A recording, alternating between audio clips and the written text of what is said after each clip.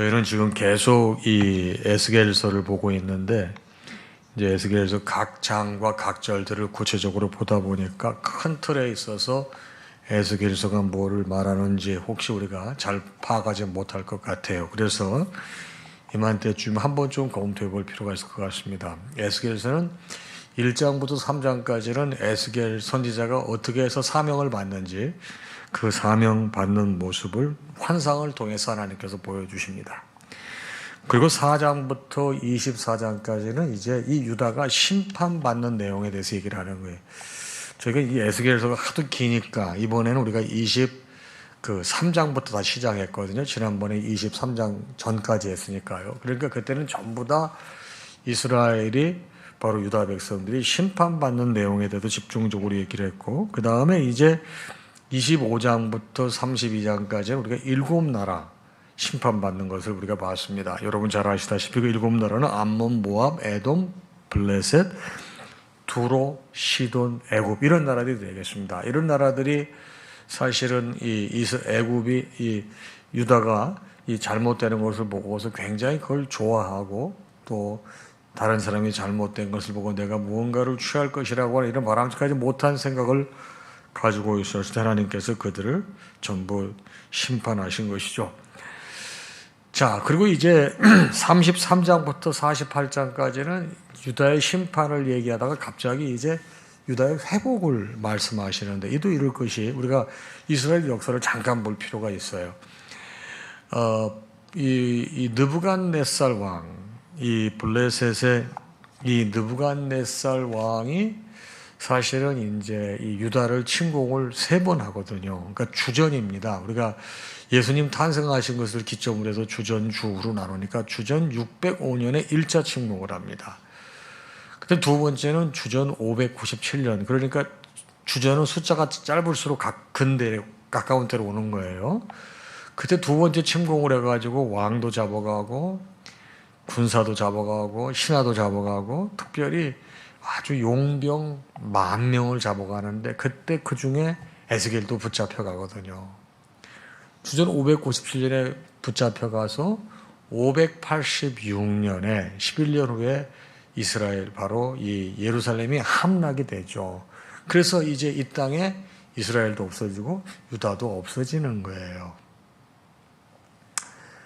기가 막힌 일이 벌어진 거죠. 그런데 하나님께서는 에스겔에게 이 예루살렘이 함락되자 그 전에는 계속해서 심판에 대해서 예언을 하다가 함락이 되고 나니까 희망과 소망, 유다가 다시 회복될 것이라고 하는 말씀을 전하는데 바로 그 변곡점이 바로 주전 586년이 되는 거예요.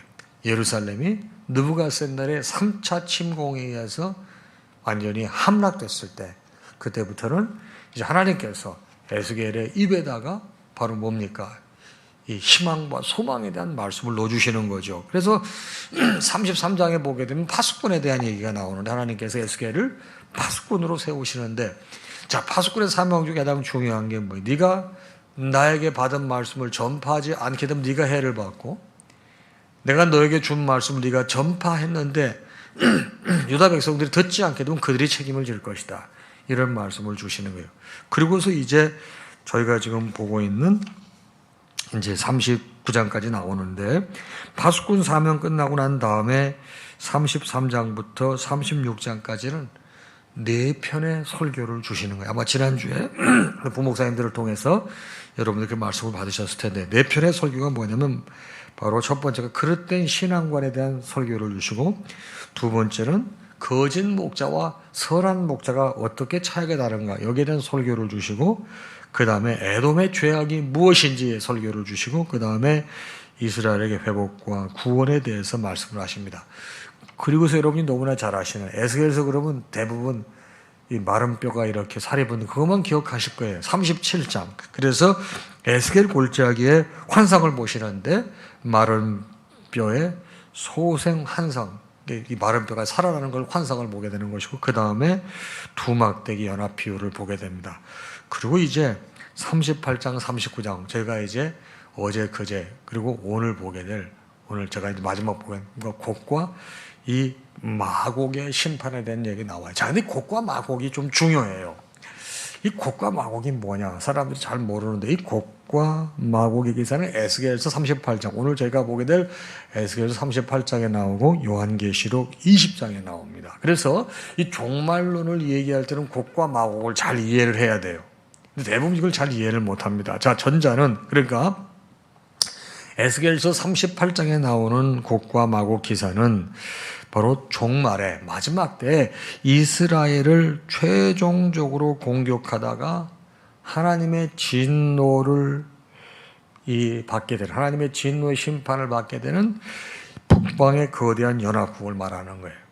북방의 거대한 연합국. 그게 이제 마곡이 되겠습니다. 자, 마곡은 뭐고 국은 뭐냐? 여러분, 우리 지금 김포 가다 보면 마곡지구 있죠? 그걸 기억하시기 바랍니다. 마곡지구가 지명이잖아요. 동네잖아요. 마곡은 북방 연합군들이 있었던 지역을 말하는 거예요. 지역. 아, 마곡은 어디더라고요? 지역이야. 북방 연합군의 지역. 그 다음에 이 요한계시록 20장에 나오는 곡과 마곡은 천년왕국 소리 있어요. 이제 뭐 신학자들에 따라서 전천년설, 후천년설, 무천년 이러면 잘 모르셔도 괜찮아요. 이제 그런 게 있어요. 그러니까 천년왕국 하면서 영원히 산다 그런 게 있는데 이 천년왕국 후기에 사탄의 미혹을 받은 반역의 무리들이 성도들의 진과 하나님의 거룩한 성을 이렇게 공격하다가 하나님의 불로 소멸을 당한다. 그게 곡과 마곡이 그래서 요한계시록 20장에 이렇게 나오는 거예요. 자, 그래서 제가 아까도 말씀드렸듯이 마곡은 북방 연합군들을 형성하고 있는 지역을 말한다고 말씀드렸습니다. 곡은 그럼 뭐냐? 북방 연합군이니까 각 나라의 왕들이 있지 않겠습니까? 그 나라의 왕을 말하는 거예요. 그러니까 이름은 로스, 메색, 두발 이 3개국 연합군이 북방 연합군인데 이들의 왕들을 곡이라고 하는 거예요. 이해하시겠죠? 마곡은 지역이고 곡은 그 연합국의 왕들의 이름을 곡이라고 한다. 이것은 뭐냐? 결국은 이스라엘 백성들을 마지막에 공격하려고 하는 악한 세력, 또 영적으로 해석하게 되면 사탄 마귀의 세력을 곡과 마곡이라고 하는 거예요. 이해하시겠죠? 그러니까 지금 이제 이스라엘 백성들을 회복시키려고 하는데 하나님께서 이스라엘 백성들을 힘들게 했던 이 곡과 마곡을 이제 심판하시는 내용을 저희가 38장, 39장에서 보고 있는 것입니다. 자, 어제 말씀을 여러분께서 이제 우리 본 목사님 통해서 말씀을 받으셨을 텐데 어제 말씀 1절에 보게 되면 39장 1절입니다. 이렇게 나옵니다. 그러므로 인자야 너는 곡에게 예언하여 이르기를. 그러니까 곡이 지역이 아니고 왕들의 이름이라고 말씀드렸습니다. 곡에게 예언하여 이르기를. 여호와께서 같이 말씀하시는데 로스와 메섹과 두발 왕 고가, 여기 분명히 나와 있죠. 로스, 메섹, 두발 왕 고가, 이 세 왕의 이름을 그냥 통칭해서 고가 이렇게 하는, 곡이라고 그러는 거예요. 고가, 내가 너를 대적한다. 5절 말씀입니다. 대적해서 어떻게 되느냐? 내가 빈들에 엎드러지리라. 빈들에 엎드러진다는 건 뭐예요? 죽는다는 거예요. 바로 뭐죠? 주 여호와의 말씀이니라. 자, 11절로 가겠습니다. 11절에 보게 되면 그날에, 바로 하나님께서 심판하시는 그날에 11절에 보니까 내가 곡을 위하여 이스라엘 땅 곧 바다 동쪽 사람이 통행하는 골짜기를 매장지로 주리니 통행하던 길이 막힐 것이라. 여러분, 얼마나 사람을 많이 죽여서 묻었으면 통행하는 길이 막히겠습니까? 하나님께서 이렇게 곡과 마곡을 심판하신다는 거예요. 자, 그러면 오늘 말씀은 뭐냐? 더 이어서 구체적으로 17절입니다. 주 여호와께서 이같이 말씀하셨느니라. 오늘 말씀으로 갑니다.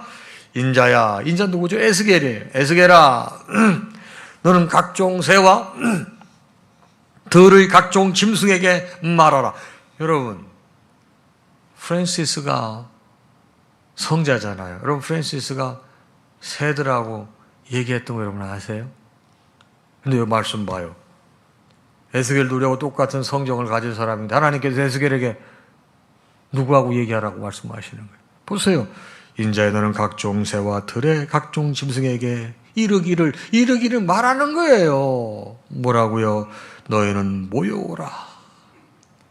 각종 새들과 들의 짐승들아 내 앞으로 와라.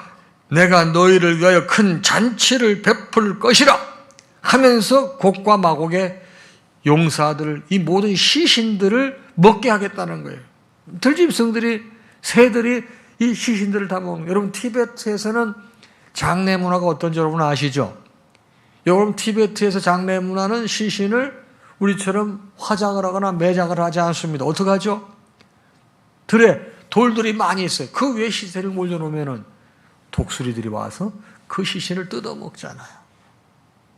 자, 거기는 뭐 문화가, 매장 문화가 없고 이렇게 장례를 그렇게 치른다고 하지만 하나님 말씀이 이 곡과 마곡에 바로 이스라엘 백성들을 대항하는 힘들게 했던 모든 이 악한 세력들, 이건 영적으로 이렇게 해서 가셔야 돼요.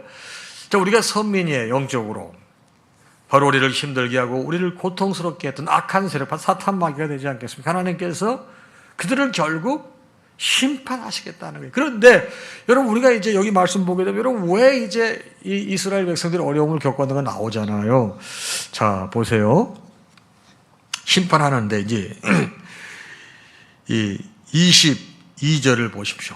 오늘 본문 22절을 보면 그날 이후에, 심판날 이후에 이스라엘 족속은 내가 여호와 자기들의 하나님인 줄 알게 했고, 이렇게 해서 이제 이 곡과 마곡을 다 심판하고 그들의 시신이 다 없어지고 그런 걸 봤을 때, 야, 정말 하나님 대단한 하나님이다. 이걸 안다는 거예요. 정말 우리가 잘못했구나 안다는 거예요. 23절입니다. 그리고 여러 민족은, 바로 이스라엘 민족을 제외한 여러 민족은 이스라엘 족속이 그 죄악으로 말미암아 사로잡혀 갔던 줄을 알지라. 자, 느부갓네살에 의해서 나라가 멸망하고 나는 포로로 잡혀갔잖아요. 바로 이것은 그들의 죄악 때문에, 그들이 잘못돼서 하나님의 심판을 받아서 잡혀갔다는 것을 모든 나라의 사람들이 알게 될 것이라. 그들이 내게 범죄하였으므로 내가 얼굴을 그들에게 가리고 그들은 그 원수의 손에 넘겨 다 칼에 엎드려지게 하였으되. 그러니까 하나님께서 이스라엘 백성들이 범죄해서 심판받게 만드셨다는 거예요. 이것은 여러분과 저에게 똑같이 주시는 말씀이에요. 여러분, 아담과 하와가 범죄했어요. 하나님께서 평안히 살라고 했는데 범죄했어요. 그래서 에덴 동산에 쫓겨나고 저주를 받은 거예요. 그것이 노동의 수고예요. 해산의 고통이에요. 근데 그것이 유전이 되는 거예요. 그래서 모든 인류는 하나님 앞에 죄를 져서 바로 이 멸망, 사망의 자식이 됐는데, 바로 예수님께서 이 땅에 오신 게 바로 뭐예요? 주님께서 마음을 바꾸셔요. 우리를 불쌍히 여기셔요. 회복을 시키시는 것이 바로 예수님이에요. 그래서 에스겔서를 볼 적에 여러분 이렇게 이 두 라인으로 이 구속사적 관점에서 보는 게 필요한 거예요. 그래서 다시 회복시키시는데 25절에 어떻게 회복시키시느냐? 그러므로 주 여호와께서 이같이 말씀하셨느니라. 내가 이제 내 거룩한 이름을 위하여 열심을 내요. 주님께서 이제 구원할 열심을 내어 야곱의 사로잡힌 자를 돌아오게 하며 이스라엘 온 족속에게 사랑을 베풀지라. 26절이면 그들이 그 땅에 평안히 거주하고 두렵게 할 자가 없게 될 때 부끄러움을 품고 내게 범죄한 죄를 뉘우치리니. 이제 하나님께서 그들을 사랑하셔서 회복시킬 때 그들이 다 잘못했다는 걸 깨닫고 회개할 것이니. 27절 내가 그들을 만민 중에서 돌아오게 하고 적국 중에서 모아내어 많은 민족이 보는 데서 그들로 말미암아 나의 거룩함을 나타낼 때라. 하나님께서 이제 회복시키셨다는 거예요. 그리고 29절 내가 다시는 내 얼굴을 그들에게 가리지 아니하리니.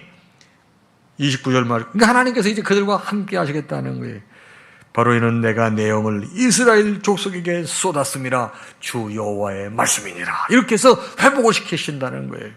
자, 그러면 여러분, 오늘 이 말씀은 여러분과 저에게 도대체 어떤 영적인 가르침을 주고 있습니까? 자, 먼저 이 예비한 큰 잔치예요. 바로 곡과 마곡의 군대가 하나님의 심판을 받아서, 바로 이 곡과 마곡은 유다, 이스라엘 백성들을 점령해서 자기의 소유로 삼으려고 했지만은 하나님께서는 도리어 그들을 들짐승의 먹이가 되게 하시잖아요. 악한 사단 마귀가 여러분과 저를 공격해서 자기의 수하에 두려고 하지만 결국 하나님께서 우리와 함께 하심으로 악한 사단과 마귀를 물리쳐 주신다는 내용이 되겠습니다. 여러분과 저를 삼키려고 하는 악한 세력들이 너무 기승을 부리고 우리가 거의 먹히기 일보 직전까지 갔다가 기적적으로 하나님의 은혜로 우리 구원받은 적이 있습니까? 여러분, 죄가 끊어졌어요. 죄가 끊어진 기쁨처럼 귀한 것이 없습니다. 이 아침에 깊이 생각해 보아야 될 것, 죄가 끊어진 것보다 내가 더 기뻐하는 것이 큰 문제예요. 내가 구원받은 것이 가장 큰 은혜입니다. 이 부분을 잊지 마시기 바랍니다. 두 번째는 뭡니까? 여러분, 심판과 권능에 대해서 얘기하고 있는데, 여러분, 우리가 어려움을 겪어서, 환난을 겪어서 내가 정말 부족한 게 다 드러나요. 정말 그럴 때, 내가 정말 너무너무 부족한 죄인이구나. 전적으로 타락한 죄인이구나. 내가 큰 환난을 만나서 나의 이런 부족한 점을 보게 될 때, 여러분, 그 환난은 결국 구원의 사건이 되는 것이고 축복의 기회가 된다는 사실을 잊지 말라는 거예요. 하나님께서 이스라엘 백성들을 그렇게 힘들게 심판하셨던 게 뭐예요? 그 심판을 통해서 돌아오게 하시겠던 거 아니에요? 여러분도 저도 환난을 겪고 어려움을 겪었을 때 그것을 겪으면서 내가 잘못했구나, 이것을 깨닫게 되면 그것은 은혜의 자리라 이 말이에요. 은혜의 자리. 그걸 우리가 신앙생활하면서 모든 게 다 좋기만 하면 여러분 믿음이 잘 자라지 않아요. 여러분, 제가 늘 말씀드리잖아요. 여러분, 그 사막 있는 곳에 가보세요. 거기 날씨가 맨날 좋습니다. 사막은 맨날 햇볕이 쨍쨍 내리쬐입니다. 맨날 좋으면요 다 사막 되는 겁니다. 인생에요 굴곡이 있어야 되는 겁니다. 여러분, 더위도 있어야 되고요, 추위도 있어야 되고요, 비도 있어야 되고요, 바람도 있어야 되고, 눈도 있어야 되고요. 이런 날들이 있어야 비옥한 땅이 되는 거예요. 사막이 안 돼. 하나님께서 여러분과 저를 사랑하셔서 그렇게 만드시는 거예요. 그냥 내버려두면 사막같이 바짝 마른 죽은 영혼 되거든요. 그럴 때마다 깨닫는 거예요. 환난의 시간에 내가 정말 죄인이구나, 이 사실을 깨달을 수 있다고 하면은 은혜의 자리에 나오시는 거예요. 은혜의 자리에. 마지막 말씀이 뭡니까? 하나님께서 이제 바벨론 포로로 생활부터 곡으로 돌아오게 될 터인데, 이 돌아오게 되면은 그 땅이 네 땅이라고 생각하지 말고 하나님의 은혜로 다시 돌아왔으니 감사하며 살아라, 이 얘기예요. 지금까지 내가 받은 바 은혜가 다 내 것인 줄 알았는데 하나님의 은혜구나, 이거 깨닫고 살라는 거예요. 여러분, 주님께서 여러분과 저를 구원해 주셨어요. 하나님의 은혜예요. 은혜를 여러분 가로막거나 가로채게 돼서는 안 된다는 말씀이에요.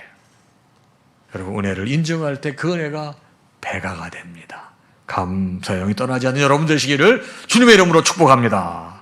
자, 우리 다 같이 지금 우리는 마음을 합하여 찬양하겠습니다.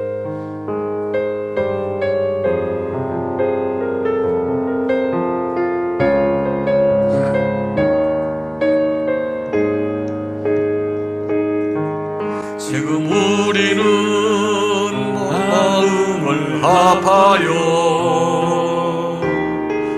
진정으로 기도할 때니 모이자 하나 되자, 우리가 갈 길이라.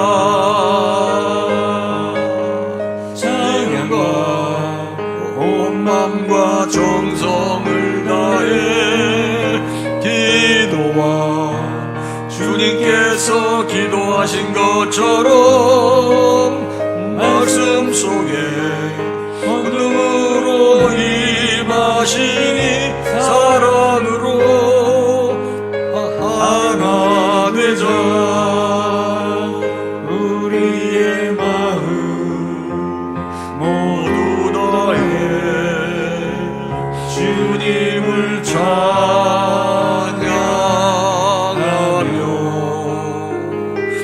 세상에 주의 사랑 전하리라.